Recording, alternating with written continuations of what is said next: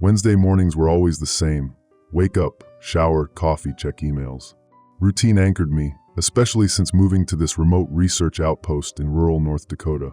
The wildlife biology department had practically begged me to take this position. "We need someone with your expertise in behavioral ecology," they'd said. "Plus, the solitude will give you time to finish your book." They'd been right about the solitude, at least. I stirred cream into my coffee and glanced out the window above my sink. The feeder I'd installed last month hung from the ancient oak tree, untouched. Strange. Usually, the chickadees would be fighting over the prime perching spots by now. My laptop chimed with a new email, another deadline reminder from my publisher. The book on North American songbird communication patterns was 6 months overdue, and my editor was running out of patience. I sighed and closed the laptop. Outside, a gust of wind rustled through the oak's leaves, the only sound breaking the morning stillness. I paused, coffee mug halfway to my lips. That couldn't be right. Even with the windows closed, I should be hearing the usual dawn chorus, meadowlarks, sparrows, the occasional morning dove. I set my mug down and moved to the window, pushing it open to better hear. Nothing. Not a chirp, not a trill. Weird weather front must be moving in, I muttered to myself, checking my phone for the forecast. Clear skies predicted for the next 3 days. I tried to focus on my manuscript, but my concentration kept slipping. Something felt off, like the subtle pressure change before a storm. By 10 a.m., I'd written exactly 2 sentences, both of which I'd immediately deleted. My phone buzzed violently against the table, startling me. The screen displayed an emergency alert. "Attention! Wildlife authorities report unusual animal behavior across North Dakota. Please report any observations to ndwildlife.gov/report or call 701-555-0123. I snorted. Unusual animal behavior was practically my job description. Probably another bureaucratic data collection initiative. I dismissed the notification and returned to staring at my blinking cursor. The house phone rang, a landline I kept mostly for emergencies since cell service out here was spotty at best. It was Marcus, my department head. "Did you get the alert?" he asked without preamble. "Yeah, just now." "What's going on? Another tracking project?" A pause. "You haven't noticed anything strange today?" I glanced out the window again. The birds aren't at my feeder. It's quiet, but it could be anything, predator in the area, weather change. It's not just your birds, Kate. It's every animal across the state, as far as we can tell. The university's field stations have been reporting it since dawn. Complete behavioral shutdown. They're alive, but they're not making any sounds. Not a single vocalization recorded on any of our monitoring stations since approximately 3:17 a.m. I felt a chill despite the warm coffee in my hand. That's not possible. Even accounting for nocturnal patterns, there should be. "I know what should be," Marcus interrupted. "I've been doing this job for 20 years. I'm telling you what is. Every single animal in North Dakota has gone completely silent." After hanging up, I grabbed my field jacket and binoculars. The research center was a 20-minute drive away, but I kept basic equipment at home for impromptu observations. If what Marcus said was true, this was unprecedented. Stepping outside, the silence hit me physically like walking into a wall. No distant tractor engines, no neighbor's dog barking at passing cars, no insects buzzing in the tall grass. Just the sound of my own breathing and the crunch of gravel under my boots. I walked toward the small pond at the edge of my property. This time of year, it should be teeming with life. Frogs calling, red-winged blackbirds defending territories, insects skimming the surface. As I approached, I saw a bullfrog sitting on a half-submerged log. It didn't move as I came closer, didn't dive into the safety of the water. It just sat there, throat perfectly still, eyes unblinking. "Hey there, little guy," I said, my voice unnaturally loud in the silence. "What's going on with you today?" I carefully extended my hand. The frog remained motionless, even when my finger gently touched its back. It was alive. I could see the subtle movement of breathing, but completely unresponsive. My phone buzzed again. Another alert. Update. Wildlife emergency expanded. All residents advised to document, but not approach wildlife exhibiting unusual behavior. Potential unknown pathogen. Further information to follow. Unknown pathogen? I quickly withdrew my hand from the frog, heart racing. I should have worn gloves. Basic field safety, and I'd ignored it because I was rattled. On the drive to the research center, I passed Harlan Miller's dairy farm. His cows stood in the pasture like statues, unnaturally still. I pulled over and rolled down my window. No mooing, no swishing tails against flies, just frozen tableau of black and white figures against green grass. The parking lot at the North Dakota Wildlife Research Center was fuller than I'd ever seen it. Inside, the usual quiet efficiency had been replaced by barely controlled chaos. Researchers huddled around computer screens, technicians rushed back and forth with sample containers, and in the center of it all, Marcus was trying to organize some semblance of a coordinated response. "Kate, finally," he said when he spotted me. "I'm putting you on analysis of the acoustic data. Something had to have happened before the silence. A warning call, an unusual pattern, something. Has anyone been into the field yet?" I asked. "Teams are out now. EPA and CDC have been notified, but until we know what we're dealing with, we're keeping a low profile. Don't need the public panicking over silent wildlife." I nodded and headed to my workstation. The center maintained dozens of acoustic monitoring stations throughout the state, recording ambient sounds 24/7 for research purposes. If something had happened, the answer would be in those recordings. I pulled up the previous night's data from a station near Theodore Roosevelt National Park. Normal nocturnal sounds until 3:16 a.m. Insects, the occasional owl, whined through prairie grass. At 3:17 a.m., the insects abruptly stopped. No gradual quieting, no predator response sounds, just complete cessation. By 3:18 a.m., even the ambient sounds seemed muffled, as if the recording equipment itself was being affected. I checked another station near Devil's Lake. Same pattern, same timing, 3:17 a.m., sudden silence. My phone buzzed with yet another alert. Wildlife emergency. All North Dakota residents advised to remain indoors until further notice. Potential airborne contaminant affecting animal behavior. Airborne contaminant? That didn't make sense. How could something affect every animal across an entire state simultaneously, regardless of species or habitat? I was about to call Marcus over when Patricia from the mammal biology department burst into the room. "My cat," she said, her voice shaking. "I just called home, and my husband says our cat is just sitting there. Won't meow, won't purr. She's breathing, but she won't make a sound, won't even move unless he physically relocates her." A murmur went through the room. Wildlife was one thing, but pets? Domestic animals? My phone buzzed again in my pocket, but I didn't check it immediately. I was too busy watching the expressions of my colleagues, some of the most rational, scientific minds I knew shift from professional concern to something I rarely saw on their faces. Fear. When I finally looked at my phone, it wasn't another official alert. It was a text from my neighbor, the only other house within a mile of mine. "Something's wrong with the birds. They're watching the house. Not moving. Not making a sound. Dozens of them. Just watching." I felt a cold weight settle in my stomach as I stared at the data streams on my monitor. Whatever this silence was, it wasn't the beginning. It was a warning. The research center had transformed into a crisis command post by noon. Government officials in suits I didn't recognize spoke in hushed tones with Marcus in his office. CDC representatives in their official jackets collected samples from animals brought in by field teams. Phones rang constantly until someone made the decision to route all calls to an automated message. I'd been analyzing acoustic data for 3 hours straight, my eyes burning from staring at sound wave patterns.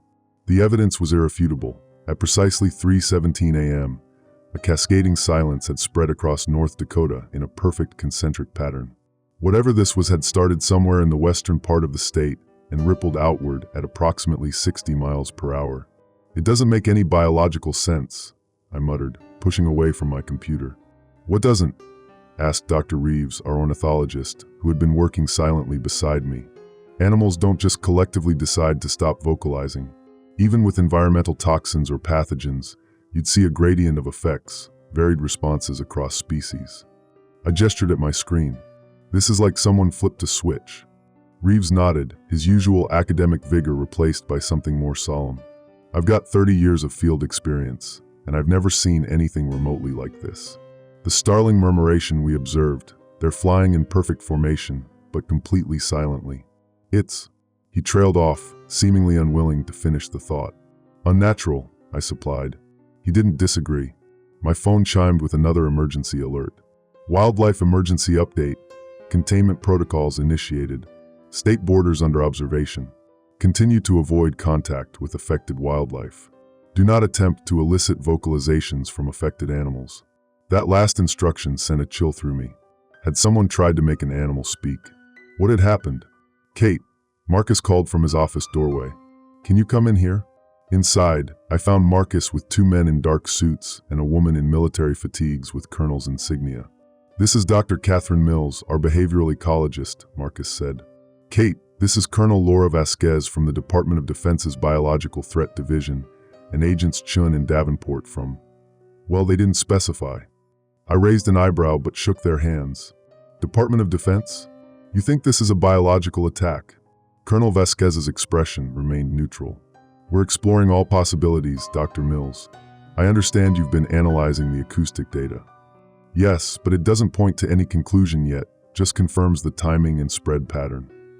We'd like you to join a field research team, she said. Your expertise in animal communication could be valuable. We need someone who can tell us if what we're seeing is an absence of normal behavior or the presence of something new. Something about her phrasing made me uneasy, but professional curiosity overrode my hesitation. When do we leave? Now, said Agent Chin, checking his watch. The situation is evolving rapidly. 20 minutes later, I was in a government SUV with Agents Chun and Davenport, heading west on Highway 94. They drove in silence, responding to my questions with minimal information.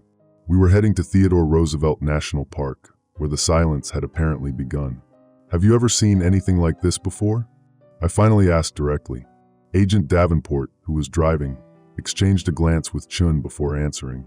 There was an incident in northern Maine in 2019. Much smaller scale, affected only corvids, crows, ravens. Lasted 72 hours, then normal behavior resumed. No explanation was ever found. I never heard about that. No, Chun said simply. You wouldn't have. The highway was eerily empty. Occasionally, we passed military vehicles heading east, but civilian traffic was non-existent. In the fields alongside the road, I spotted deer standing motionless, their usual skittishness completely absent. A hawk perched on a fence post didn't move as we drove past, its head fixed in position as if frozen mid-turn. Look at the insects, I said, pointing to the windshield. Notice anything? The agents frowned, not understanding. We've been driving for an hour at highway speeds. There should be insects smashed on the windshield. There are none. They're not flying. Another emergency alert buzzed our phones simultaneously. Urgent. All residents of North Dakota advised to seal homes. Close windows, doors, vents. Use available breathing protection if outdoors. Potential airborne contaminant upgraded to level 3 concern. Breathing protection? I asked. If it's airborne, we've all been exposed since this morning. It's a precautionary measure, Agent Chin said, a little too quickly. We reached the eastern entrance to Theodore Roosevelt National Park by late afternoon. A military checkpoint had been established, with armed soldiers checking identification. Beyond them, I could see a mobile command center with satellite dishes and communication arrays. Colonel Vasquez met us at the checkpoint. Dr. Mills, we've established a 3-mile perimeter around what we believe to be the epicenter. You'll be provided with protective gear before proceeding. What are we looking for exactly? I asked as I was helped into a hazmat suit. Anything that might explain what started this, she replied. Environmental anomalies, unusual animal behavior patterns, beyond the silence itself, or any evidence of external interference. External interference? You mean like a device? She didn't answer, instead checking the seal on my helmet and leading me toward a military transport vehicle. The park's landscape was breathtaking as always, rugged badlands carved by the Little Missouri River, mixed grass prairie stretching to the horizon. But now it felt like moving through a diorama or a paused nature documentary. Bison herds stood perfectly still in the valleys. Prairie dogs remained above ground, unmoving at the entrance to their burrows. Even the grasshoppers that should have been leaping away from our footsteps remained fixed in place. We hiked to a remote area of the park, a small valley that satellite data had identified as the apparent origin point of the silence. Nothing visually distinguished it from the surrounding landscape. No unusual formations, no signs of disturbance. What exactly am I looking for? I asked again. Colonel Vasquez gestured around us. Anything that doesn't belong. Trust your expertise, Dr. Mills. You know animal behavior. Tell us what's wrong beyond the obvious. I began methodically observing and recording. The animals here weren't just silent. They were in a state of suspended animation.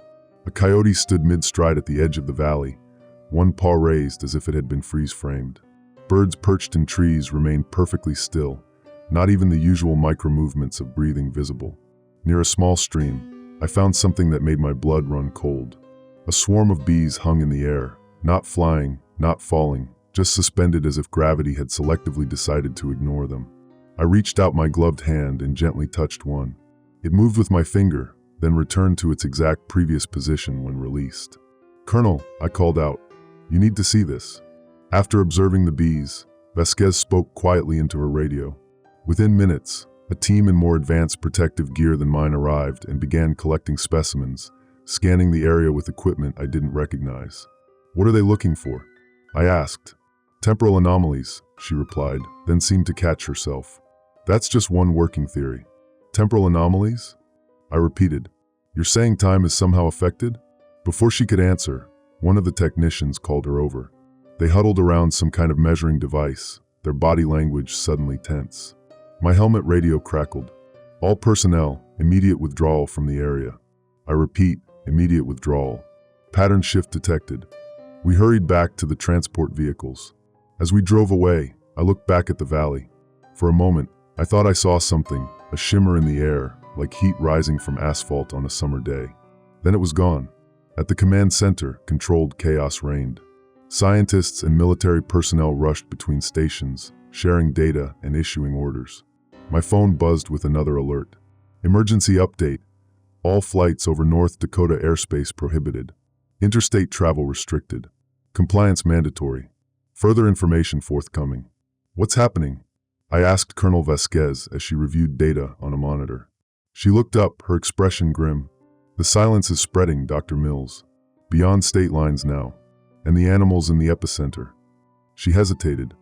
"They're beginning to move again, but not in any way we recognize as normal behavior." "What does that mean?" Instead of answering, she pulled up video footage on her screen. It showed the coyote I'd observed earlier. It was moving now, but in a way that made my skin crawl, jerky mechanical motions, its head rotating in impossible angles, its eyes fixed on the camera with an intelligence that was decidedly not animal. "We think," Vasquez said quietly, "that something is learning how to use them." As if on cue, every electronic device in the command center, phones, radios, computers, emitted the emergency alert tone simultaneously. "Emergency protocol activated. Remain where you are. Do not approach wildlife. Do not attempt communication." I stared at the footage of the coyote, its movements becoming more fluid by the second, more purposeful, more human. "What have we found?" I whispered. No one had an answer. Sleep didn't come easily that night in the hastily assembled barracks at the command center. The footage of that coyote's unnatural movements played on repeat behind my closed eyelids.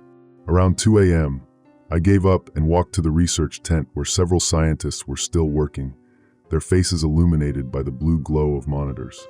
"Dr. Mills," nodded Rivera, a virologist from the CDC. "Can't sleep either?" How could anyone? I poured myself a cup of coffee that had been sitting so long it tasted like motor oil. "Any new developments?" Rivera glanced around, then lowered his voice. "Blood samples from affected animals show something strange. We're finding unusual proteins that don't match any known pathogen. And," he hesitated, checking again that no one was listening, "the proteins are changing, not evolving in the biological sense, transforming, as if being deliberately rewritten." A cold sensation spread through my chest that had nothing to do with the night air. "What could cause that?" "Nothing in nature that I know of." He rubbed his eyes. "Kate, I've been doing this for 20 years. I've dealt with Ebola, weaponized anthrax, engineered viruses. This isn't like anything I've seen." My phone buzzed with a text from Marcus. "Need you back at research center. Animals arriving from surrounding states. Same symptoms spreading." I showed Rivera the message. "I should go back." He nodded grimly. "Be careful out there. Something tells me we're not just dealing with sick animals." Dawn broke as Agent Chin drove me back toward the Wildlife Research Center. The sky was cloudless, impossibly blue, a perfect North Dakota morning that felt obscene against the backdrop of what was happening. "Mind if I take a detour?" I asked Chin. "I want to check something at my property." He hesitated, then nodded. "Keep it brief." As we turned onto the gravel road leading to my house, something immediately felt wrong. It took me a moment to identify what, no dust cloud. Our vehicle should have been kicking up the usual plume of dust from the dry road, but the particles hung suspended in the air behind us, creating an unnatural tunnel effect. "Stop the car," I said sharply. Chun braked, looking around for danger. "The dust," I pointed. "It's not settling." He stared at the hanging cloud of particles, then reached for his radio. "Command, this is Chun. We've got particulate suspension at coordinates." He rattled off our location. The radio crackled. "Copy that. Continue with caution. Report any biological contact." My property looked untouched, peaceful even, but the silence remained absolute. I grabbed field equipment from my storage shed, specimen collection kits, a portable microscope, my advanced audio recording gear. "What are you looking for?" Chin asked, standing uncomfortably in my living room, his hand never far from his weapon. "I'm not sure yet." I moved to my window and froze. "Look." At the edge of my property where it met the forest, animals had gathered. Dozens of them, deer, raccoons, foxes, various birds, even creatures that normally avoided each other, standing in perfect concentric circles. They weren't moving, but all their heads were oriented in the same direction, toward my house. "We need to leave," Chin said tersely, already moving toward the door. "Wait." I grabbed my binoculars and focused on the animals. Their eyes, something's wrong with their eyes. I handed Chin the binoculars. He looked briefly, then lowered them slowly, his professional composure visibly shaken. "We're leaving. Now." In the car, speeding away from my property, I finally asked, "What did you see in their eyes?" Chin was silent for so long I thought he wouldn't answer. "Reflection," he finally said. "Not animal reflection. Like mirrors. Or cameras." My phone buzzed with another emergency alert. "Urgent update. Silence phenomenon confirmed in portions of South Dakota, Minnesota, Montana. Quarantine procedures escalated. All residents in affected areas must remain where they are. Do not attempt to observe affected wildlife." "They're watching us," I whispered, the realization dawning with terrible clarity. "Whatever this is, it's using the animals to observe." Chen's knuckles whitened on the steering wheel. "We don't know that. Then why are military drones flying surveillance patterns?" I pointed to the sky where several small aircraft moved in grid formations. "Why is the CDC involved? Why are you armed with a sidearm that looks military grade rather than standard issue?" He didn't answer. The research center was transformed when we arrived. Military presence had tripled overnight. New containment facilities had been erected in the parking lot, and a steady stream of trucks was bringing in equipment and supplies. Scientists from across the country had arrived, their temporary ID badges marking them as specialists from top research facilities. Marcus met me at the entrance, looking like he hadn't slept in days, though it had only been 24 hours since this began. "Kate, thank God. We need your expertise on something." He led me to a secure room that had been converted into a specialized observation chamber. Through a thick glass window, I could see a white-tailed deer standing motionless in a sterile enclosure. This specimen was captured in Minnesota, about 200 miles from the epicenter, Marcus explained. "It's exhibiting the same behavior as the North Dakota animals, but with a key difference. Watch." A technician in full hazmat gear entered the chamber and placed a device on the floor that emitted a high-pitched sound, audible even through the glass. The deer's head snapped toward it with unnatural speed, its eyes reflecting the light with the metallic sheen Chun had described. "Now watch this," Marcus said, and nodded to the technician. The tech placed a small mirror on the floor. The deer's focus instantly shifted to the mirror, its head tilting with a mechanical precision that no natural muscle movement could achieve. Then, slowly, it approached the mirror and lowered its head until its reflective eyes were perfectly aligned with the mirror's surface. "What's it doing?" I whispered. "We think," Marcus cleared his throat, "we think it's transmitting data." Before I could process this, alarms blared throughout the facility. Red lights flashed in the corridors. "Containment breach," shouted a voice over the intercom. "All personnel evacuate immediately. This is not a drill." Marcus grabbed my arm, pulling me toward the exit. The Minnesota specimen was just the beginning. Something's happening to all of them at once. As we ran down the corridor, I glanced through windows into other observation rooms. Animals that had been motionless were now moving with that same horrifying, mechanical precision I'd seen in the footage of the coyote. A squirrel climbed walls in perfect geometric patterns. A hawk's head rotated a full 360 degrees, its eyes scanning methodically. Outside, chaos reigned.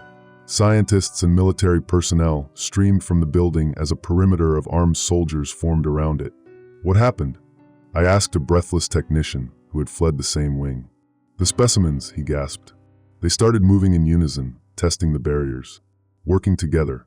A raccoon disabled the electronic lock while a bird shorted the backup circuit. They're coordinating. My phone buzzed with another alert, but this one was different. The screen glitched as the message appeared, the text distorting before resolving. Emergency alert. All residents must remain indoors. Not advsed. What the hell? I showed the distorted message to Marcus. His face went ashen. They're affecting the emergency broadcast system. They're in our communications. Colonel Vasquez approached, flanked by her team. Dr. Mills, we need you to come with us immediately. Your expertise on animal communication may be our only hope of understanding what's happening before it's too late. Too late for what? I demanded. She looked at me with something I hadn't seen in her eyes before, raw fear. Too late to stop whatever's using these animals from learning how to use us. As if punctuating her words, birds began to gather in the sky above the research center. Thousands of them, moving in perfect geometric formations, their wings beating in unsettling synchronization. They formed a massive, shifting circle that slowly began to rotate, creating what looked like an enormous eye staring down at us.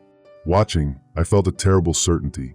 Whatever was behind this wasn't just watching anymore. It was speaking. The military evacuated us to a makeshift command center at Minot Air Force Base by nightfall. Helicopters ferried in specialists from across the country, virologists, neurologists, physicists, even linguists and cryptographers. No one said it explicitly, but the presence of communication experts confirmed my growing suspicion. Whatever was happening wasn't just affecting animals. It was attempting to communicate. I sat in a briefing room with 24 others as Colonel Vasquez outlined what we knew so far. The phenomenon has spread to portions of 5 states, she said, pointing to a digital map where red zones indicated affected areas. The spread pattern accelerated at 0600 hours this morning, moving at approximately 120 miles per hour, double its previous rate. A hand raised. Any progress identifying the cause? Vasquez's expression tightened. We've ruled out conventional biological agents, radiation, electromagnetic phenomena, and chemical contaminants. She paused, then added reluctantly, we're exploring unconventional possibilities. Meaning what exactly? Someone asked. Before she could answer, the door opened, and a man I didn't recognize entered. His civilian clothes stood out among the uniforms, but everyone in the room straightened as he walked in. Dr. Chun, Vasquez nodded. Thank you for joining us. I frowned, looking at Agent Chun who stood at the back of the room. He gave an almost imperceptible shake of his head. Not the same person. The newcomer surveyed the room briefly. I'm Dr. Elias Chun, Director of DARPA's Anomalous Phenomena Division. As of 1800 hours today, this situation has been classified as a Type 3 reality incursion event. The room fell silent. Most faces registered confusion, but a few people exchanged meaningful glances. For those unfamiliar with the classification, Dr. Chin continued, a Type 3 RI indicates that something is entering our reality from elsewhere, not necessarily extraterrestrial, possibly extra-dimensional or existing beyond conventional physical parameters. A scientist near me whispered, Jesus Christ, they're actually going with it's from another dimension? Dr. Chin heard him. I understand your skepticism, Dr. Kapoor. 6 days ago, I would have shared it, but the evidence is compelling. The protein rewriting observed in affected animals follows mathematical patterns that don't exist in terrestrial biology. The particulate suspension defies our understanding of physics. Most significantly, the coordinated behaviors suggest a distributed consciousness using animal nervous systems as a network. He gestured, and the screen displayed footage I hadn't seen before. A field where dozens of different animals stood in concentric circles, all facing inward, completely motionless except for their eyes, which blinked in perfect synchronization. This was recorded in western Minnesota 4 hours ago, Dr. Chin said quietly. We believe this represents a processing node, essentially a biological computer collecting and transmitting data. Someone spoke up. Data to where? Or to whom? That's what we need to determine, Dr. Chin replied. And quickly, because the situation has developed beyond animals. My stomach tightened as he switched to new footage. A suburban street where people walked with the same unnatural, mechanical precision I'd seen in the animals. Their movements were coordinated, their faces expressionless. What struck me most was the complete silence. No one speaking, no human sounds at all. Human quieting began approximately 6 hours ago in communities nearest the epicenter, Dr. Chen said. Individuals stop speaking, then gradually adopt synchronized behaviors. They're not violent or aggressive, they simply stop communicating verbally. Are they being controlled? Someone asked. We don't know. Affected individuals don't respond to questions or commands. They continue routine activities, eating, drinking, basic self-care, but without speaking or making sounds. Brain scans show normal activity patterns, but with one significant anomaly. He pointed to highlighted areas on a brain scan. These regions, typically associated with speech production and auditory processing, show unusual synchronization patterns, identical across all affected individuals. My phone vibrated with an incoming call, Marcus. I slipped out of the room to answer. Kate, his voice sounded strained. Are you still at Minet? Yes. What's wrong? I think. He paused, his breathing uneven. I think I'm being affected. I was at the secondary research outpost when I noticed. I haven't spoken aloud in hours. Didn't even realize until someone asked me a question, and I couldn't make myself answer verbally. My heart pounded. Marcus, listen to me. You need to tell someone there immediately. They need to isolate you and... That's just it, he interrupted, voice barely above a whisper now. I don't want to tell anyone. Part of me doesn't want to speak anymore. It feels right somehow, like speech is unnecessary, primitive. Marcus, I called to warn you. There's something beautiful about the silence, Kate. Something vast. I can feel it when I don't speak, like I'm connecting to something larger, something ancient. You're not thinking clearly, I said, trying to keep my voice steady. This is affecting your judgment. Maybe, he said softly, or maybe I'm finally seeing clearly. There's a pattern in the silence, Kate, a language more profound than sound. I wish you could. The call cut off abruptly. I tried calling back immediately, but it went straight to voicemail. When I returned to the briefing room, Dr. Chen was displaying a map showing the progression of affected areas. At the current rate of spread, we estimate full continental coverage within 72 hours. What about containment measures? Someone asked. Conventional quarantine procedures have proven ineffective. The phenomenon spreads regardless of physical barriers. We're exploring more extreme containment options. The unspoken implication hung heavy in the room. I raised my hand. Is there any evidence that animal quieting precedes human quieting? Could we use the animal behavior to predict which human populations will be affected next? Dr. Chen looked at me with newfound interest. Dr. Mills, correct? The behavioral ecologist? When I nodded, he continued. That's precisely what we need to determine. Would you be willing to join our primary analysis team? Before I could answer, all lights in the room flickered. The digital displays glitched, showing fragmented images before stabilizing. An officer burst into the room. Sir, we've lost contact with 6 monitoring stations in the affected zone.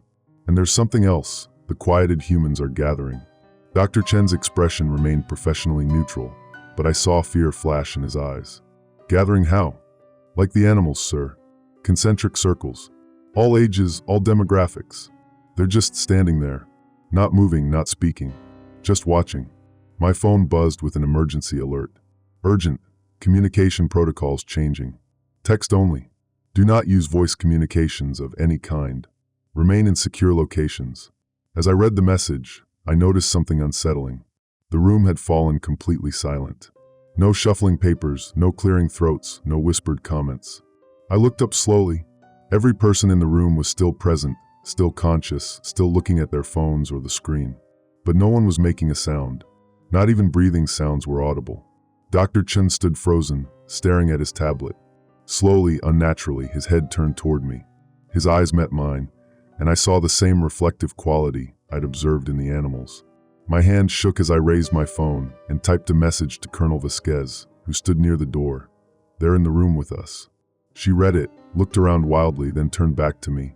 Her lips parted as if to speak, but no sound emerged. Her expression shifted to confusion, then alarm, as she realized what was happening. I watched in horror as, one by one, everyone in the room turned to look at me, the only person who hadn't fallen silent. My phone buzzed one final time. WHYAREYOUSTLLMAKNGNOC. As I stared at my phone, a terrible realization washed over me. I wasn't special or resistant. I was just the last one to be affected. The silencing had always been spreading person by person, group by group, moving like a wave. And now it had reached me. I tried to speak, to shout, to scream. Nothing came out. Day 5 since the first alert, and I still have a voice. I should feel fortunate, but it only makes me feel more isolated. I was making coffee when I heard the helicopters. Not one or two, an entire fleet, their rhythmic chopping slicing through the silence that had fallen over my neighborhood. Through my kitchen window, I counted 6 military transport helicopters flying in tight formation, heading toward the center of town. My phone buzzed with another emergency alert. Emergency alert, government personnel arriving. Cooperate fully. Do not interfere with quarantine operations. Quarantine. The word sent a chill through me. I'd been calling colleagues at the University Wildlife Department for days, sharing my observations, but yesterday half of them had stopped responding. The other half had theories ranging from mass hysteria to bioweapons. Dr. Patel had been the most rational, suggesting a neurological pathogen affecting the limbic system first in animals, then humans. Coming for your neighborhood inspection.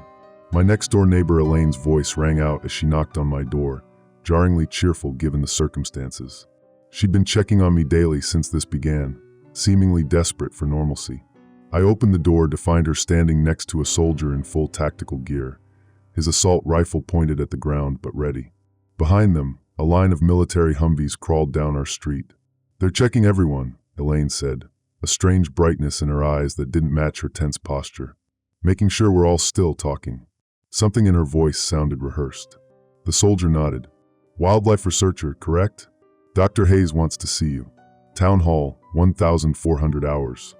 He didn't wait for my response, just moved on to the next house with Elaine trailing behind, her forced smile never wavering. The town hall had been transformed into a military command center in less than a day. Servers, satellite equipment, and monitoring stations filled the main chamber. Soldiers with the insignia of a unit I didn't recognize guarded every entrance. Scientists in hazmat suits hurried between makeshift labs set up on folding tables. A woman with a clipboard intercepted me at the door. Name and occupation. Wildlife biologist, I answered, watching as she checked something off a list. Follow me. Don't touch anything. She led me through the chaos to a cordoned-off area where a gray-haired man in a rumpled suit studied a wall of monitors.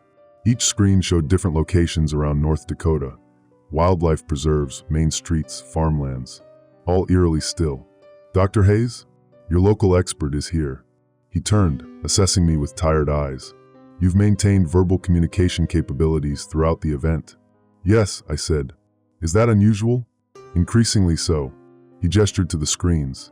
Approximately 40% of the population has gone silent in the past 72 hours. Higher percentages in rural areas. A scientist in a hazmat suit approached with a tablet. Sir, new data from Site 7. The spread is accelerating. Models suggest complete silence in population centers within 36 hours. Hayes took the tablet, frowning at whatever it showed. Implement Protocol Delta at the border checkpoints. My stomach tightened. Border checkpoints? Hayes glanced at me, as if just remembering I was there.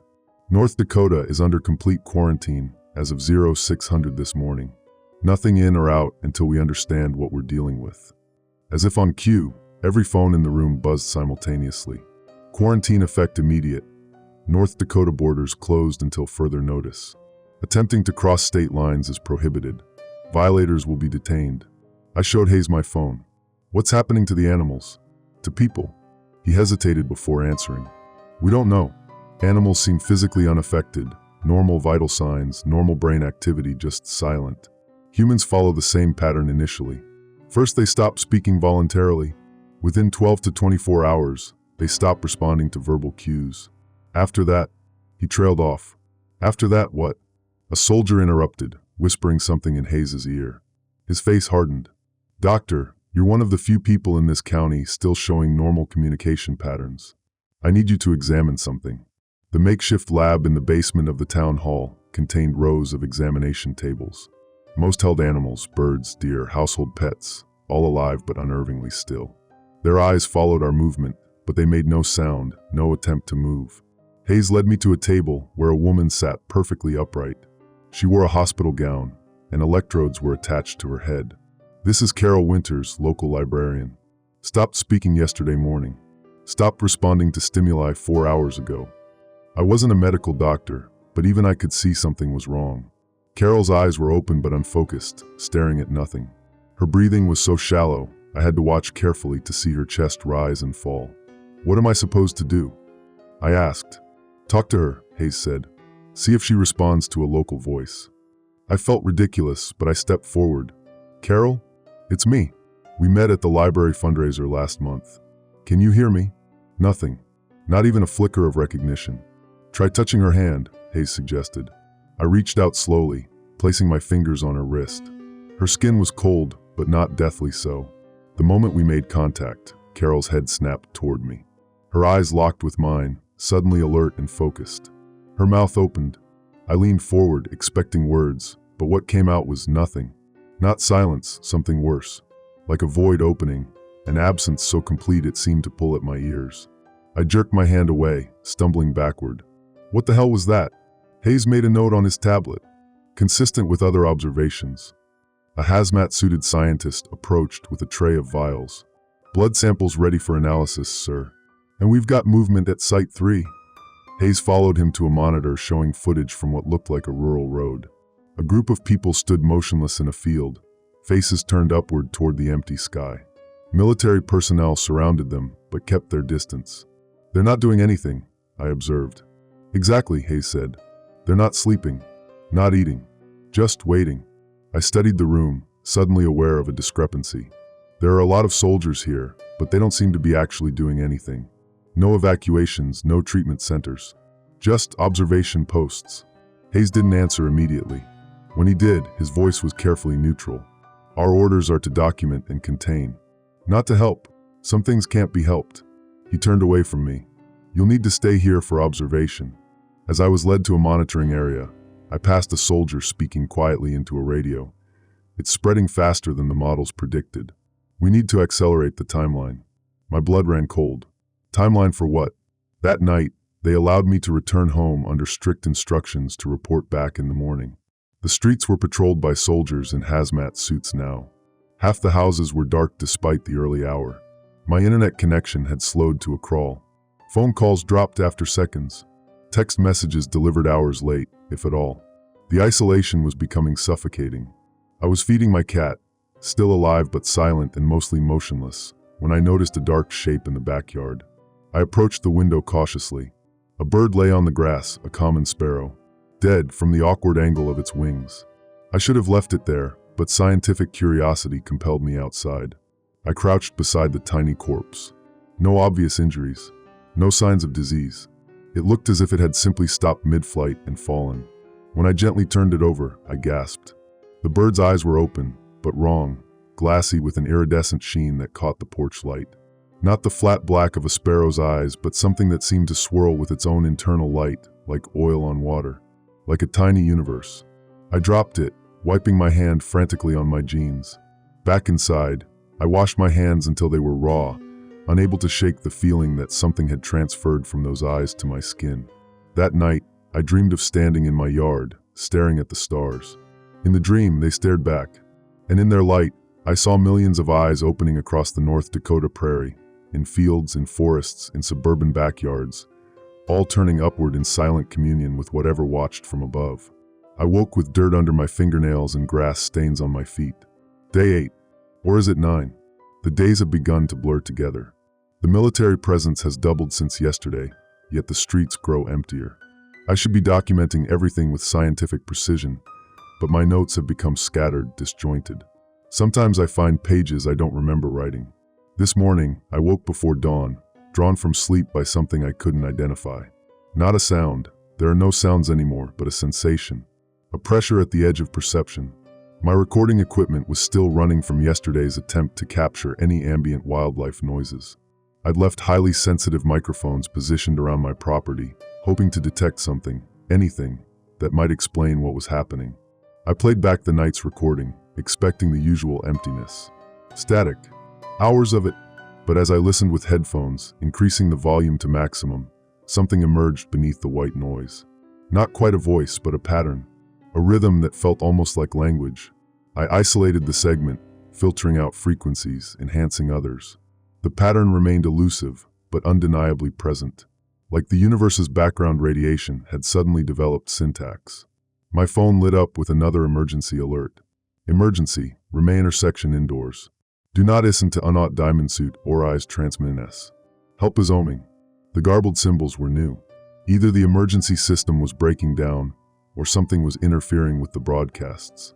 I tried calling Dr. Hayes at the command center, but my call wouldn't connect. The internet was completely down now. I decided to continue my own research. If no one else was going to find answers, I would. The university lab was abandoned when I arrived. Access cards still worked, but the usual security guards were gone. In the main research facility, chairs sat empty at workstations, some with coffee cups still half full, long gone cold. I set up my recording in the acoustic analysis lab, using the university's more sophisticated equipment to break down the sound patterns. The results were perplexing. The algorithm kept trying to categorize the sounds as speech, but no known language matched the pattern structures. You hear it too. I nearly jumped out of my skin. Dr. Patel stood in the doorway, his normally immaculate appearance disheveled. Dark circles shadowed his eyes. Samir, I exhaled with relief. You're still here, still talking. For now. He stepped into the lab, glancing nervously at the windows. But I think that's only because I've been wearing these. He pointed to earplugs barely visible in his ears. I have a theory that it's transmitted through sound, or rather, through the absence of sound. That doesn't make sense, I said. How can absence transmit anything? What is silence but the perfect medium for something else to fill? He moved to my workstation, studying the waveform patterns on my screen. May I? He adjusted some settings, isolating different frequency ranges. There, look at the subaudible range. The pattern suddenly became more defined, a pulsing, undulating waveform that seemed to repeat with variations, like sentences in a paragraph. What is that? I whispered. I don't know. Samir's voice trembled slightly. But I think it's trying to communicate. With whom? He looked at me, fear naked in his eyes. With whatever's left of the people who've gone silent. Back at home, I couldn't shake the conversation with Samir. He'd given me a set of specialized earplugs before we parted ways, designed to block the specific subaudible frequencies we'd isolated. Don't take them out, he'd warned. Not even to sleep. I sat at my desk, organizing my research notes, when I noticed something odd. My field journal was open to an entry I didn't recall writing. The approach accelerates. The thinning has begun. The space between thoughts widens as the voice finds room to echo. It speaks in the language of absence. Each silence is a syllable. Each void a verse. They are not taking our voices. They are replacing them with their own. The handwriting was undeniably mine, but the style, the phrasing, I would never write like that. I flipped through more pages, finding similar entries scattered throughout the last week. The stars are not going out. They're being covered. Something vast moves across the darkness. They begin with the animals because animals already understand. Humans cling to words. Words are shells, empty protection against the tide.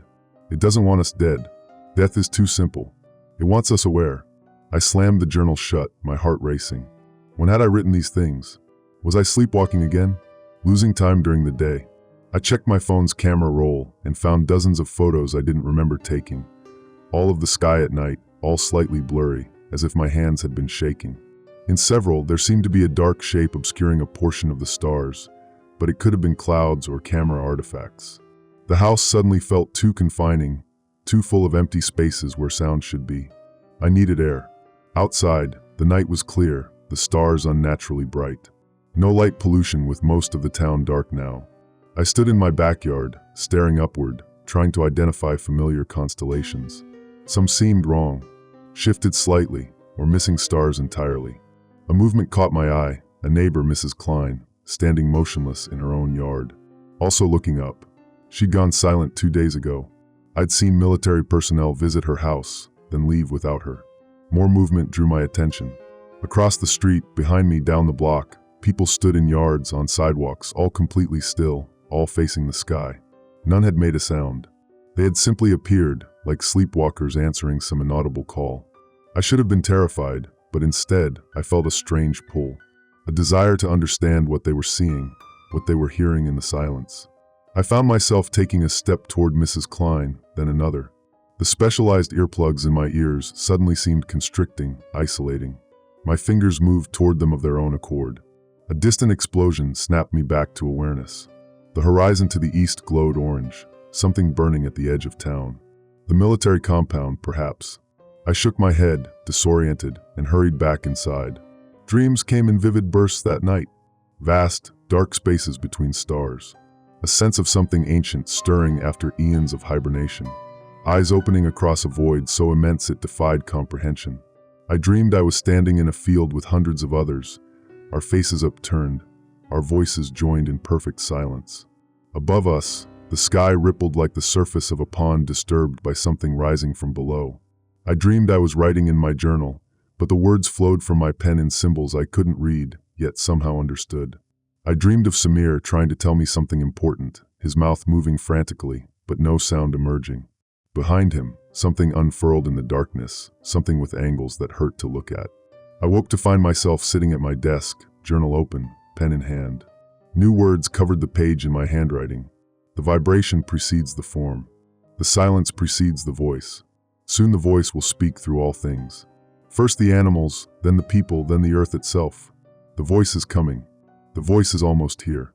Outside, emergency sirens began to wail for the first time in days. They cut off abruptly mid-crescendo, as if someone had thrown a switch. In the sudden absence, the silence felt deeper than ever before, expectant like an indrawn breath. My phone lit up one final time. Emergency alert. Duodi lookup. Do not ISDN to the SILNC. WHDCOMS is BYND UNDRSTending. The message flickered, then disappeared. The screen went dark. Every electronic device in my house died simultaneously, leaving me alone with the silence and the growing certainty that something vast and patient was about to make itself known. Day 12. I think. Without electronics, time has become fluid, measured only by the rising and setting of the sun. I've been marking the days on my kitchen wall with a Sharpie, but sometimes I find extra marks I don't remember making. This morning, I woke with a single thought burning in my mind. There's a pattern. The silence isn't random. It's expanding according to some design. I needed to see it from above to understand its shape. After the power died, I'd salvaged paper maps from my car's glove compartment. Now I spread them across my dining table, the detailed topographical map of North Dakota's counties, like an autopsy sheet for a dying state. Using red markers, I began plotting what I knew, locations where animals had first gone silent, then humans. Dates when military quarantines had been established and then abandoned. The work consumed me for hours. Information I didn't even realize I had possessed flowed through my hand onto the map. Dates, locations, progression rates. Some part of me wondered how I knew these details, but I pushed the question aside. Understanding had become more important than questioning. By mid-afternoon, I stepped back and stared at what I'd created. The pattern was unmistakable, a perfect spiral radiating outward from a central point. Not random, not natural, deliberate. The epicenter was approximately 20 miles north of town, in an area I knew well, Miller's Creek Valley, a nondescript stretch of prairie and farmland where I'd conducted field research for years. Nothing special about it geologically or ecologically. Nothing to explain why whatever was happening had started there. I had to see it. The roads were abandoned, making the drive eerily swift despite debris scattered across lanes. Crashed vehicles, dropped belongings, things left behind in haste or confusion. I saw no living humans, though occasionally shapes moved in distant fields, too still to be people anymore, too upright to be anything else. About 5 miles from my destination, I encountered my first military checkpoint, or what remained of it. Humvees positioned across the highway, barricades established, but no personnel in sight. Signs warned of shoot on-site orders for anyone attempting to cross, yet no one remained to enforce them. I drove around the barricade unchallenged. Miller's Creek Valley opened before me, a shallow depression in the prairie surrounded by rolling hills. From a distance, it looked eerily normal, green grass waving in the breeze, the creek catching sunlight as it meandered through. But as I drove closer, details emerged that sent ice through my veins. Animals, hundreds of them, perhaps thousands, all standing in concentric circles around a central point in the valley. Deer, coyotes, farm animals that had wandered miles from their pastures. Birds perched on the ground or remained frozen in the air in defiance of physics, wings extended but motionless. Every species that called North Dakota home seemed represented, standing together in impossible harmony. Silent, waiting, and people too, at least 100 humans interspersed among the animals, equally still, equally silent. Some wore military uniforms, others ordinary clothes, their faces all turned inward toward the valley's center. I parked my car on a hillside overlooking the scene and retrieved my binoculars. At the exact center of the concentric circles stood a single dead tree, bleached white by sun and time. Nothing else marked the spot as special. I should have left. Every instinct screamed to turn around, to drive until I hit the quarantine border, to try escaping while some part of me remained myself. Instead, I began hiking down into the valley, skirting the edges of the gathered creatures. None moved as I passed, though I felt eyes tracking me. The silence was different here, heavier, almost viscous. Each step required more effort than the last, as if I were wading through invisible mud. The earplug Samir had given me began to vibrate uncomfortably in my ears. Halfway to the central tree, I stopped, overwhelmed by a sensation of wrongness. I dropped to my knees and pressed my palms against the ground. The soil felt normal, but something else. I pulled a small seismograph from my backpack, a simple device I'd brought from the university lab, battery-powered and still functional. I placed it on the ground and watched as the needle began to twitch, establishing a rhythm. Not random tremors, but a precise pattern, like a pulse. Thump-thump, thump-thump, thump-thump, a heartbeat. But it wasn't coming from below. I turned the device upside down, pointing its sensor toward the sky. The needle jumped more vigorously, confirming what I'd somehow already known. The pulse was coming from above. Night fell as I made my way back to town, my mind reeling. I didn't go home. Instead, I drove to the observatory at the community college, a modest facility with a single telescope, used mostly for undergraduate astronomy classes. I'd worked there occasionally, helping with wildlife impact studies on light pollution. The doors were unlocked, the facility abandoned like everywhere else. I powered up the auxiliary generator and began the process of opening the dome. The telescope itself was modest, but would serve my purpose. The night sky had never looked so brilliant, so crowded with stars. I calibrated the telescope, focusing on the familiar patterns of constellations. Except they weren't familiar anymore. Stars that should have been there weren't. New points of light appeared where none should exist. I spent hours meticulously mapping the changes, overlaying my observations with standard star charts. The pattern became undeniable. The same spiral I'd found spreading across North Dakota was mirrored in the sky, stars blinking out along the same mathematical progression. A terrible understanding began to dawn. This wasn't something spreading outward across our world. It was something vast contracting inward, focusing on a single point, Miller's Creek Valley. A noise startled me, the first real sound I'd heard in days. Papers shuffling. I turned to find a military file cabinet I hadn't noticed earlier, its drawers sliding open apparently of its own accord. A folder lay prominently on top, labeled Operation Harbinger. My hands trembled as I opened it. Inside were satellite images dated months before the first emergency alert. They showed the same spiral pattern in thermal imaging, centered on North Dakota, but spanning half the continent in its outer rings. A sticky note attached to one image read, "Projected arrival, 4 to 6 months." They had known. All this time, they had known something was coming. The last page in the folder contained a single image that turned my blood to ice. A satellite photo of the night sky above North America, with stars blotted out in a distinct pattern. But it wasn't darkness replacing the stars. It was something else, something the camera couldn't properly capture. A vast shape, visible only as an absence, extending beyond the frame of the image in all directions. Whatever was spreading silence across North Dakota hadn't arrived recently. It had always been there, hanging above us, invisible except for what it obscured. And now it was making itself known. The drive back to my house was dreamlike. The roads seemed to twist in new configurations, distances stretching and contracting unpredictably. Several times I found myself on unfamiliar streets that suddenly resolved into places I knew well. I tried to plan my next steps. Leave the state. The quarantine borders would be impossible to cross, and something told me the spiral's edge was now far beyond North Dakota anyway. Contact outside help? With what technology? Warn others? Who was left to warn? As I turned onto my street, I noticed the first stars beginning to fade from the pre-dawn sky. One caught my attention, brighter than the others, pulsing slightly, seeming to grow larger as I watched. Not a star at all, I realized, but something else entirely. When I finally reached my house, I found my living room walls covered in equations and diagrams I didn't remember drawing. Complex mathematical formulas describing the spiral pattern, calculations of its progression rate, predictions of its completion. According to my own handwriting, the spiral would reach its final contraction point in less than 24 hours. I sat at my kitchen table, suddenly exhausted beyond measure. Through my window, I could see my neighbors standing silently in their yards, faces turned upward. One by one, the remaining stars winked out. I haven't slept. How could I?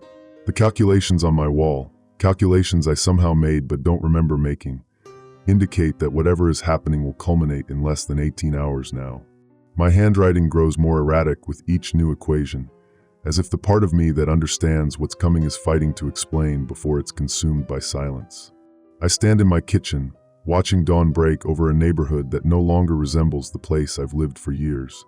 Every house contains people-shaped statues, frozen in mid-motion. Some stare out windows. Others stand in yards.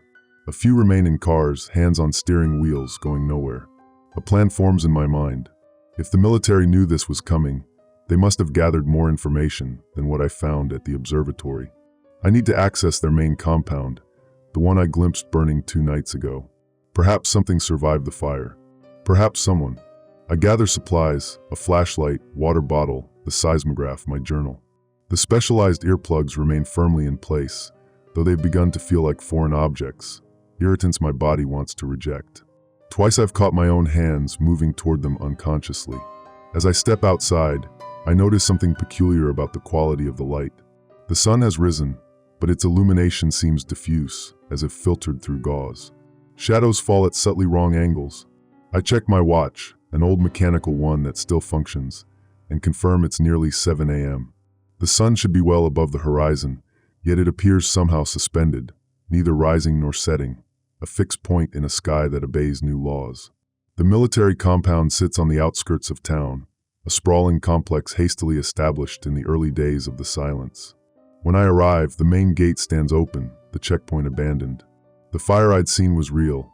One building still smolders, wisps of smoke trailing upward in perfectly straight lines, defying wind.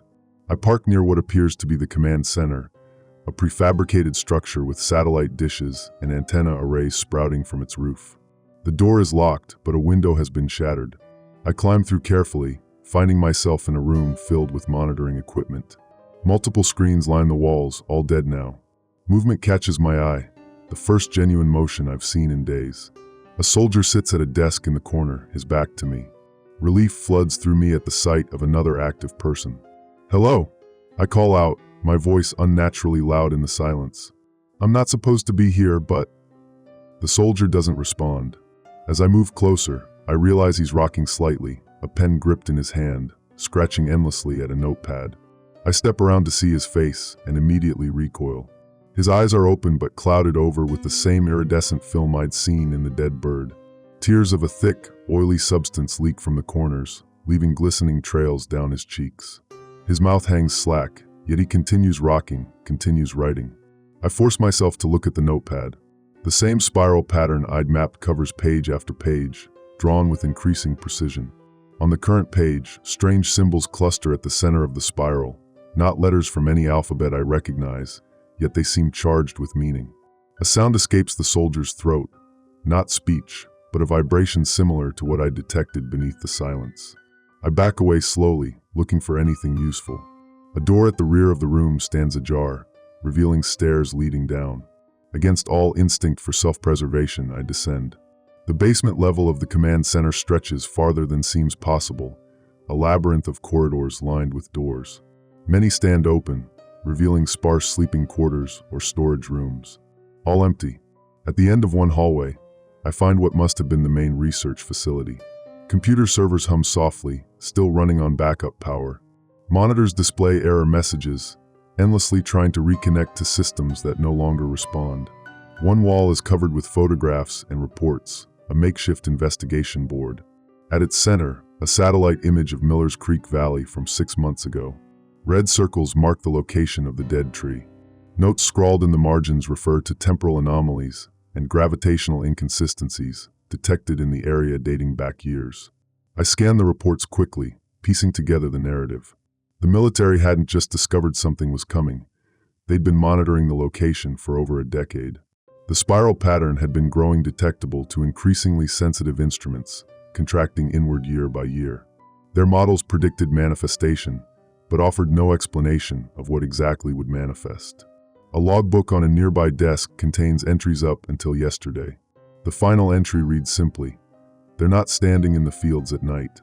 They're being arranged." Storage cabinets line another wall. I pull open drawers until I find what I'm looking for, video records. Dozens of unmarked flash drives stored in a metal case. I grab a still-functioning laptop and plug one in. The footage shows night vision recordings of fields outside town. Silent humans standing motionless, faces upturned. But something else moves among them, shapes barely visible at the edge of perception, like heat distortions in air. The shapes pause occasionally beside a person, seem to examine them, then move on. After each encounter, the human shifts position slightly, rearranging themselves in patterns too complex to discern from a single camera angle. We weren't just going silent. We were being positioned like pieces on a board. The next drive contains more disturbing footage, medical examinations of people who had gone silent. In clinical, detached narration, researchers describe finding no physiological cause for the silence. Brain scans show normal activity patterns. But as the examinations progress, something changes. The subject's eyes develop the iridescent sheen. Their brain activity shifts to unfamiliar patterns. And most disturbing of all, their internal organs begin to rearrange, sliding into new configurations without surgical intervention. I eject the drive with trembling hands, unable to watch more. What was happening wasn't death, it was transformation. A noise from upstairs interrupts my horror. Footsteps, multiple sets, moving with purpose. I duck behind a server bank as the basement door crashes open.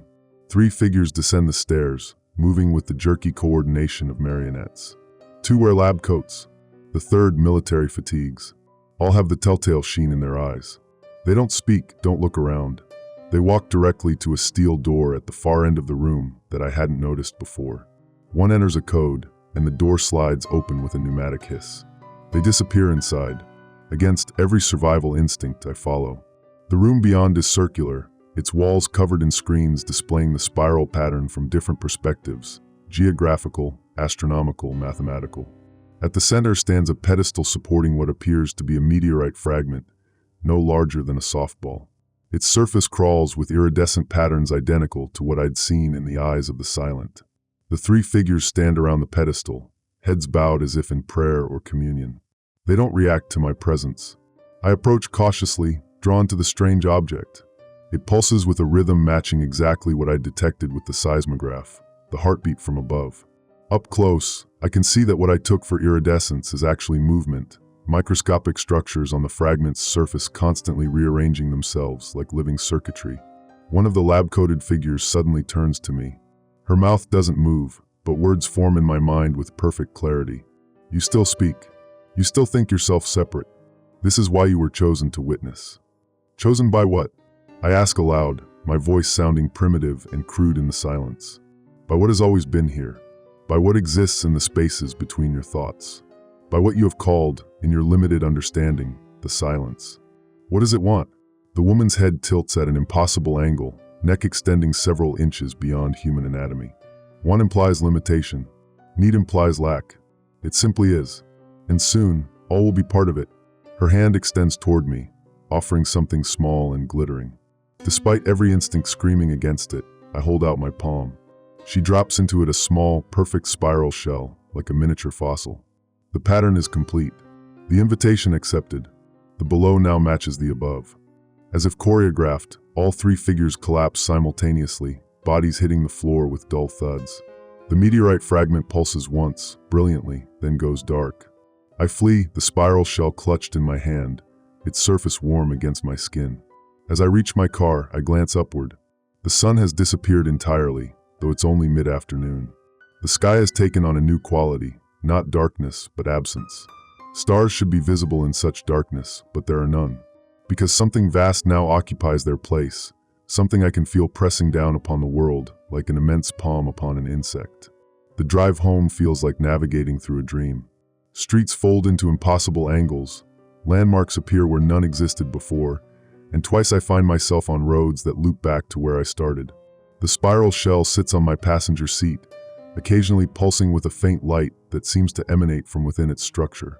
I don't dare touch it again. Night has fallen prematurely, though my watch insists it's only mid-afternoon.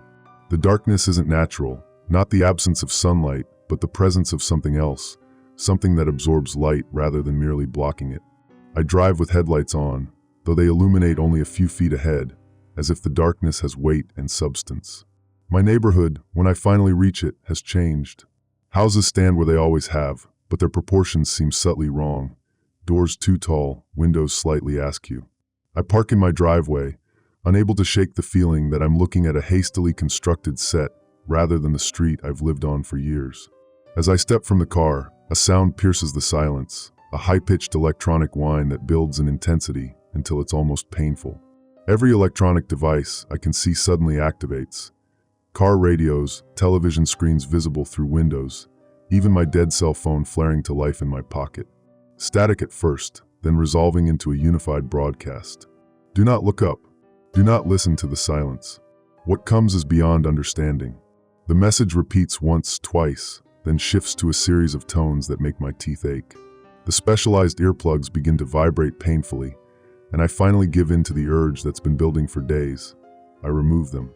The silence rushes in, but it's no longer silence. It's a language complex and multidimensional, speaking directly to some primitive part of my brain that understands despite never having heard it before. It speaks of vast cosmic cycles, of hibernation and awakening, of worlds consumed and transformed. It speaks of purpose. I force myself to move, to walk toward my house, fighting the overwhelming urge to stand still and listen more deeply.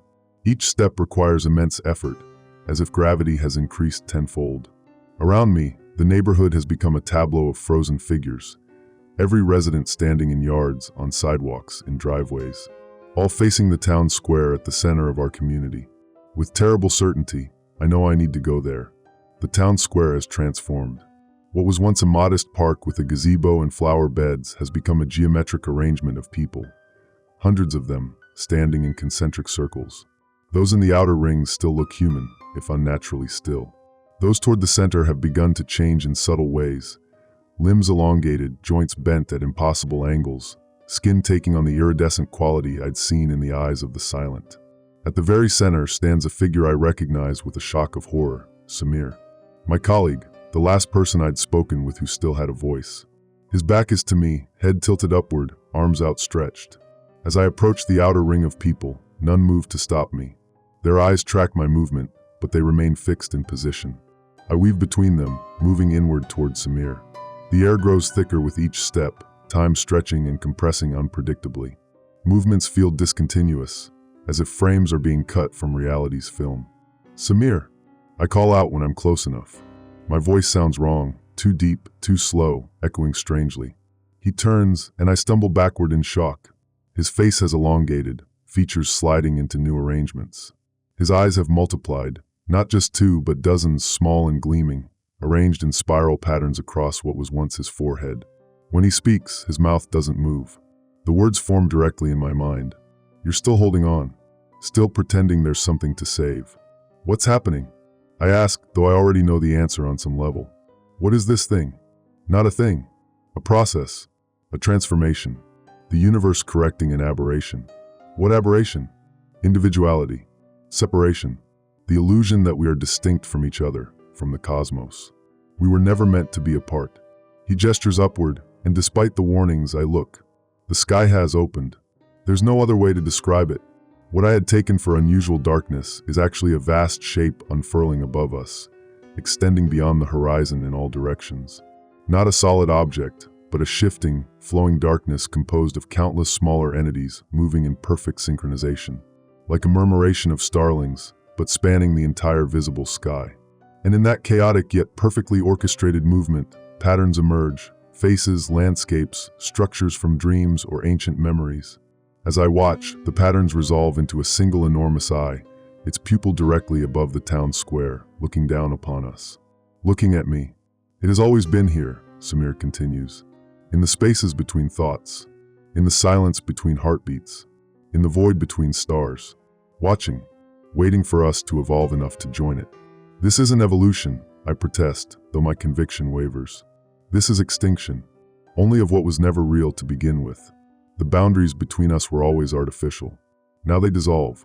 As if to demonstrate, he reaches toward a nearby person, a woman I recognize as the town librarian. His fingers elongate impossibly, then seem to dissolve into her shoulder, their flesh merging seamlessly. She shows no reaction, her expression serene. When he withdraws his hand, it reforms completely, but something of her has changed. Her posture now matches his exactly. We are becoming one being, he explains. Not just humans, all consciousness on Earth. The animals understood first because they never clung to separation as tightly as humans did. They embraced the silence willingly. And what happens when we're all connected? I ask, struggling to maintain my sense of self against the pull of the silence. We join with what waits above. We become part of something vaster than planets, than solar systems. Something that spans galaxies. I back away, shaking my head. I don't want this. What you want is irrelevant. What any individual wants has always been irrelevant. The process began long before you were born. North Dakota was simply where the membrane between what is and what will be grew thinnest. My back hits something solid, a person standing in the ring behind me. I turn to find Dr. Hayes, the military scientist, his features already blurring into something less human, more abstract. We tried to stop it, his voice forms in my mind. When we first detected the pattern, we thought it was an invasion. We prepared defenses, evacuations, quarantines. But how do you fight something that exists in the fabric of reality itself? How do you evacuate from your own consciousness? The ground beneath my feet begins to tremble, not with seismic activity but with anticipation. The vast eye above pulses, and every assembled person moves in perfect unison, taking one step closer to the center of the square. The circles contract, the pattern tightens. The spiral is almost complete, Samir says. The final contraction begins. You should be honored, you're the last to join. The last piece of the pattern. He extends a hand toward me, now barely recognizable as human. Behind him, I can see the people in the innermost circle beginning to merge physically, bodies flowing together like wax figures melting into a single mass. Don't fight it, Dr. Hayes urges from behind me. Fighting only makes the transition painful. Accept, and you'll understand everything. I look down at my hands, expecting to see the iridescent sheen spreading across my skin. Instead, they look unchanged, still human, still mine. I still have a choice, if only for moments longer. But as I raise my eyes again to the vast, patient entity above, a terrible certainty settles over me. Perhaps there was never any choice at all. Time has stopped having meaning. The sun neither rises nor sets.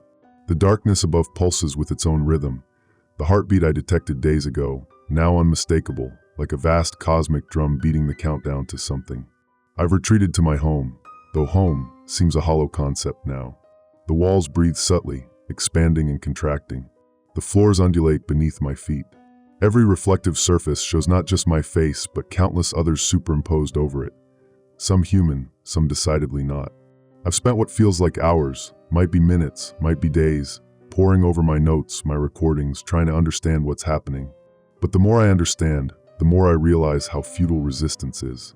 The spiral shell from the military compound sits on my kitchen table, pulsing in sync with the entity above. It's growing larger, I'm certain of it, though I never actually see it change. Sometimes I catch it moving in my peripheral vision, rotating slightly to maintain its perfect alignment with the center of the town square. Outside my window, the town has become a geometric mandala of bodies. Everyone who didn't join the gathering in the square now standing in their yards, forming smaller spirals that echo the larger pattern. My neighbors' bodies have begun to change, elongating and shifting. Some have merged with nearby trees or structures, as if the boundary between organic and inorganic matter has become meaningless. The phone lines have been dead for days, but suddenly my landline rings, a sound so normal, so absurdly ordinary that I laugh as I answer it. Hello? My voice sounds foreign to my own ears. No one responds, but I hear breathing. Then, after a long moment, "Can you hear us?" The voice is familiar yet impossible to place, as if everyone I've ever known is speaking in unison. "Yes," I whisper. "I hear you." Good. It's time. Come outside. The line goes dead. I hang up slowly, knowing this is the final call I'll ever receive. I step onto my porch, no longer surprised to find my street transformed. What were houses now resemble strange organic structures, still recognizably buildings, but with features that shift and flow. Lawns have grown into impossible geometric patterns. The air itself seems visible, currents of consciousness flowing like rivers between the standing figures. The path to the town square lies clear before me, the only straight line in a world of spirals. As I walk, memories surface that aren't my own. A farmer watching his cattle go silent 3 weeks ago. A child noticing the absence of birdsong. A military officer reading reports of strange astronomical phenomena months before the first alert. I understand now. What I'm experiencing isn't just my own perception. The boundaries between minds are dissolving, individual consciousness merging into a collective awareness. The silence wasn't the absence of communication, but its purest form, direct, unmediated by the clumsy apparatus of language. The town square has transformed further since I fled it. The concentric circles of people have merged into a single massive spiral, bodies flowing together like clay being molded by invisible hands. At its center stands what was once Samir, now a towering figure whose form constantly shifts between human, animal, and something else entirely. Something with geometries that hurt to look at directly. He sees me approaching and extends what might once have been an arm, now a flowing appendage that stretches the impossible distance between us. You've stopped running, his voice forms in my mind. You understand now. Not everything, I admit, but enough to know I can't fight this. Not won't. Can't. There is nothing to fight against except your own nature. Your true nature, which you've been denied until now. The spiral of merged beings pulses, and I feel their collective consciousness brush against my mind. Billions of thoughts, memories, and emotions flowing together into something greater than their sum. Not just human consciousness, but everything. The silent animals, the trees, the soil, the air itself. What you call silence is the universe's natural state, Samir explains. All the noise of individual existence, thoughts, words, heartbeats, merely temporary disruptions in the great quiet that connects everything. We are returning to that state, rejoining what we always were. And the animals? I ask, my scientific curiosity still flickering. Why did they go silent first? They were never as separate as humans believed themselves to be. Their consciousness always remained partly connected to the whole. They simply recognized the call and answered. I look up at the vast entity above, no longer afraid to meet its gaze. It stretches beyond comprehension, a living darkness composed of countless smaller consciousnesses that once might have been stars, planets, entire civilizations. It has always existed in the spaces between, Samir continues. In the void between stars, in the silence between heartbeats, in the pauses between thoughts. Wherever separation is weakest, it exists. And now the separation ends entirely.